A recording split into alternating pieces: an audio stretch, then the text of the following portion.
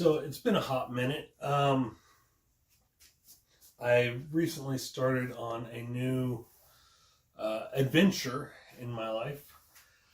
I am still in school working on my master's degree in clinical counseling. I'm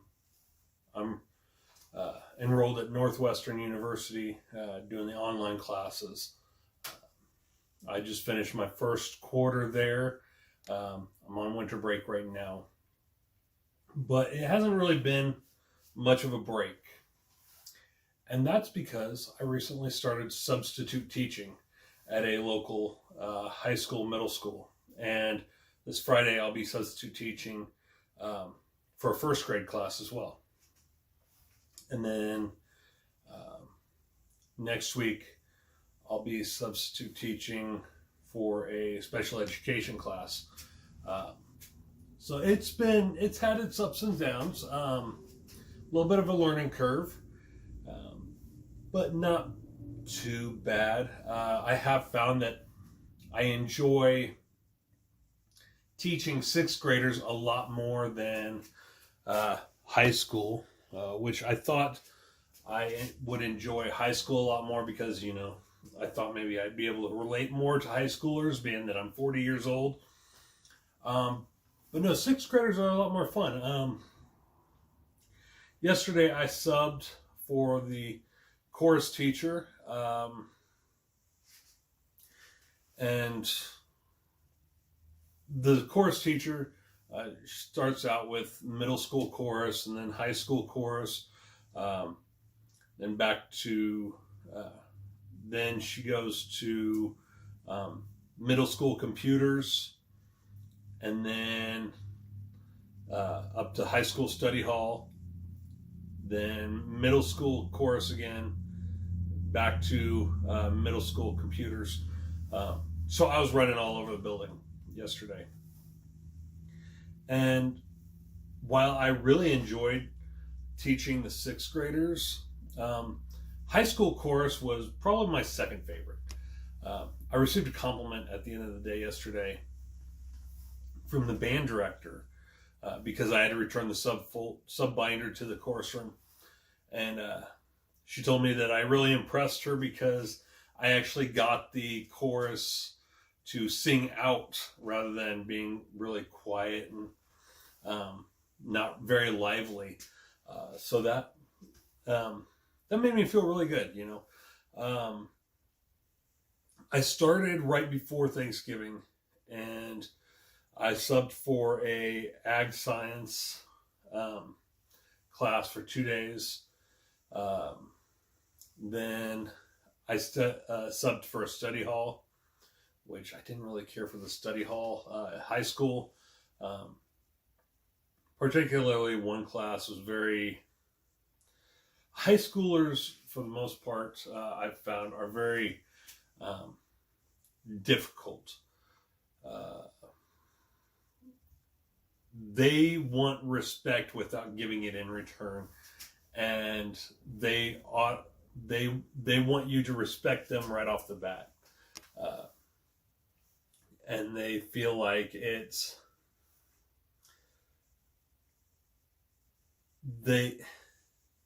they know best and everything should be their way, and that's not really the case. I had to get on them quite a few times actually, and send one to the office right before class let out. But during my time as a substitute teacher, I've developed 5 rules I give to all my classes right off the bat. The first one is, I don't mind if you talk as long as your work is done and you keep it to a whisper. If you don't want to do your work, fine. It's your grade, not mine. If you don't want to use this time that I'm giving you now, then it's your time after school, not mine. But if you're going to talk, I want you to keep it to a whisper. Number 2, this school that I've been subbing at, they do their hall passes, sign-in, sign-outs online. I don't have access to that, so I have a piece of paper on my desk, and I make everyone sign out with their name, reason for leaving, time out, and then time back in. before they go out to the hall. And no one is allowed a hall pass until after I take attendance. That's just common sense. I can't tell you how many times I've subbed, and as soon as the class starts filling up, my desk is just swarmed with students who ask to use the restroom, ask to go to the library, stuff like that, and I tell them not until after I take attendance. Third, I only allow one person hall pass at a time.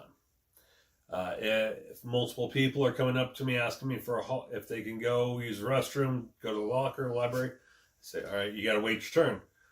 First come, first serve, you know. Fourth is everyone is to remain in their seats until the bell rings to end class.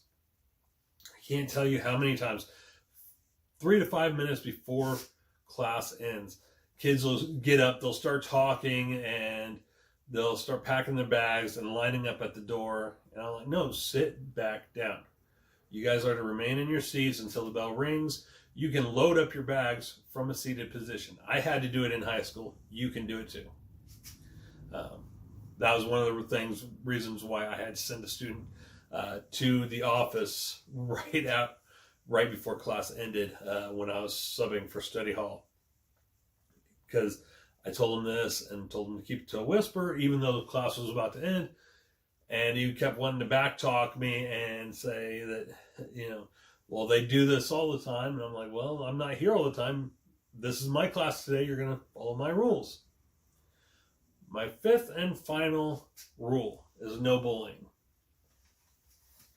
And I think that's pretty obvious. I give everyone one warning because I understand, you know, they can be used to something and they may not understand something is bullying when in fact it is. So I give everyone one warning. After that one warning, if it continues, you get sent to the office. No ifs, ands, or buts about it. I call down to the office and let them know who's coming and the reason why. So, I mean, for the most part, I am really enjoying substitute teaching. At school I've been subbing at, it's about 30 minutes away from my house. So I listen to audiobooks on the way there and on the way home. I'm registered at all the schools around here. I'm waiting for Decatur Public Schools to approve me so that I can start getting sub jobs through them. I've been waiting for quite a while to get sub jobs from my kids' schools because they're really close, and that's the school I went to, you know. So I'm very familiar with that school, with those schools, but I haven't gotten any calls yet. And the school I've been subbing at and the Decatur Public Schools, they use this website where they list sub postings, like sub jobs needed, filled, and you can go in and either accept or reject. But with my kids' school and Mount Zion, they call if they need subs, which I think every school should be on this one site because it gives subs the chance to accept or reject jobs they see, and it's a little more fair. You don't have special subs or favorite subs, you know, where everyone has a chance to accept or reject a job if they so choose. And I think that's the way it should be all around. Because, you know, getting a substitute teacher's license costs money. Here in Illinois, it's about $200 after all is said and done. You have to pay for the license. You have to pay for the background check. You have to pay for the application fee. All this. So it's about $200 when all is said and done. And if you spend that money to get your substitute teacher's license and you don't get called to sub, that's money down the drain, you know. So it would be more beneficial for all schools to be on, I think it's called Frontline, which is the website I think that the school I've been subbing at and DPS go through. But overall, I'm really enjoying being a substitute teacher. I think I'm going to continue it even after I get my license to be a clinical counselor. It can be fun, but it can also be challenging. I feel like I gotta sneeze. There are good days, there are bad days, just like with anything else. The school I've been subbing at, it's like $125 a day for a full day, $60 for a half day. So it's not bad. I think DPS does like $250 a day for subs, just because they are in desperate need of subs and the schools are very challenging. So I won't say that it's easy money yet. Some classes, some grades can make it seem like easy money. And when I come home, I am very mentally exhausted, even if I'm just sitting at a desk all day for study halls or whatever. Because of my autism, it is very mentally draining, very socially draining. I need time to recharge afterwards. So even if I had all kinds of free time and wasn't going through school and all this, I still don't think I would want to sub 5 days a week, every week, because I do need that time to recharge. And I mean, I have begun to wonder if maybe I missed my calling. Maybe I should have been a teacher. Especially after yesterday with the course classes. But then at the same time, I think about how much I have to recharge after I work a full day. And when I come home, even if I've just been sitting at the desk all day, not really doing anything, it takes a lot out of me. So I do need that time to recharge, and I don't think working 5 days a week with a 2-day weekend would really cut it for time to recharge. I don't know, maybe I'm also just not used to it because I've been a full-time student for the past 4.5 years, and worked on my own in lawn care for 10 years before that. So I don't know, maybe I just got to get used to it and build up my spoon count, as it's called in the autism community, because with autistics, you think of it as you only have a certain number of spoons per day, and everything you do, every activity you perform, you're giving away one spoon.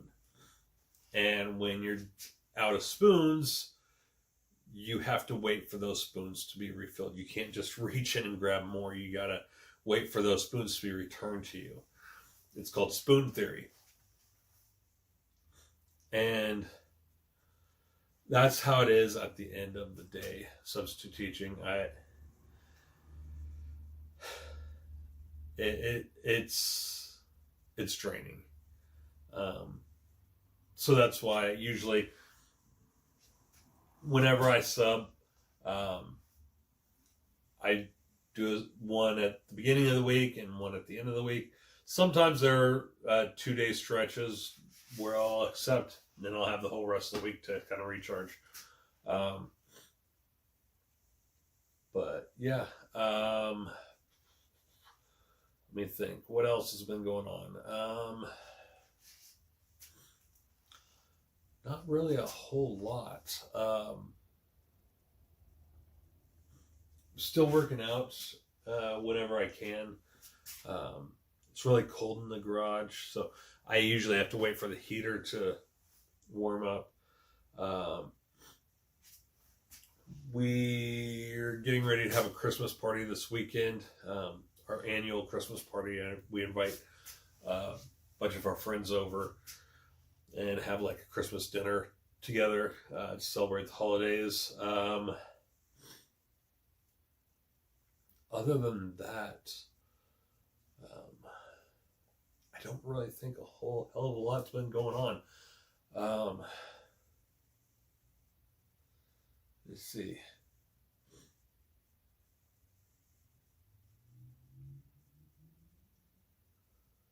Yeah, I don't think a whole lot's going on. So that was my update. I'll now show you, I have been doing a lot more on TikTok. If you want to follow me on TikTok, I'll leave it in the description below, the link to my username on there.